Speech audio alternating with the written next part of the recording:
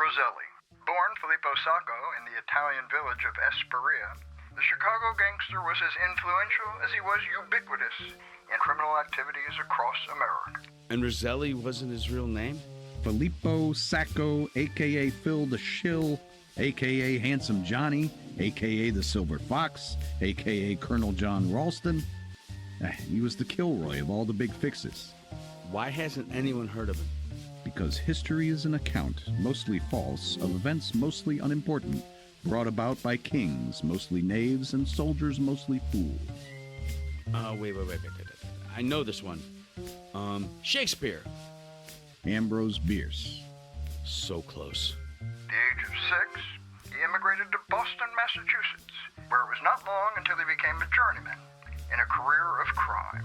Roselli established himself working for various prominent criminal families, eventually becoming key liaison between Chicago's Al Capone and Jack Dragna of Los Angeles. Roselli had dark hair, not quite black, more like, taupe. Taupe? Lou, really? No one will know what that looks like. Think coffee beans, darkly roasted and rubbed with olive oil. I thought taupe was like a light gray. Beigeish.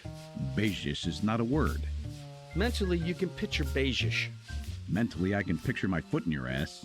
Handsome Johnny was instrumental in gambling operations, vice rackets, and labor union extortion, including a high-profile scheme targeting Hollywood studios.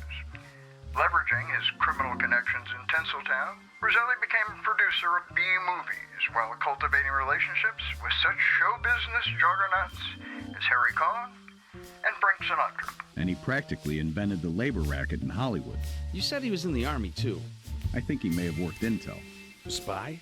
A translator, when Truman wanted to smuggle Nazi scientists to America after the war. Truman?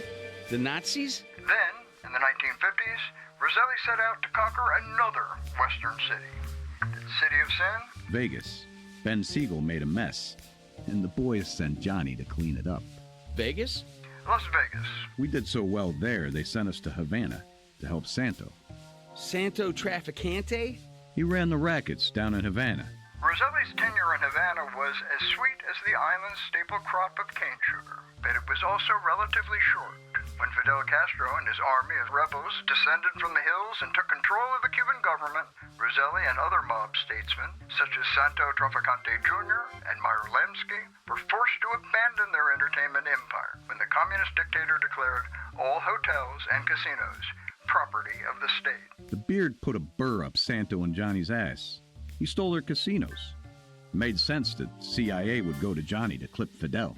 After the Cuban Revolution, the Silver Fox, one of Roselli's many monikers, was recruited by the CIA as a point man in a secret Mafia-CIA joint operation to remove Fidel Castro.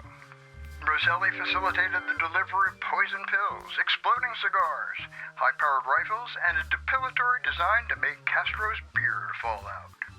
Years later, the Silver Fox would testify before the Senate Intelligence Committee regarding his involvement in both international and domestic assassination schemes. See? Now this is where it takes off. The extent of his involvement may never fully be known. 2 weeks ago, Roselli disappeared before the truth could be unveiled to a second round of Intelligence Committee questioning. Roselli's decomposed body was found in a steel drum in Dumfoundling Bay, off the coast of Florida. Johnny in a can.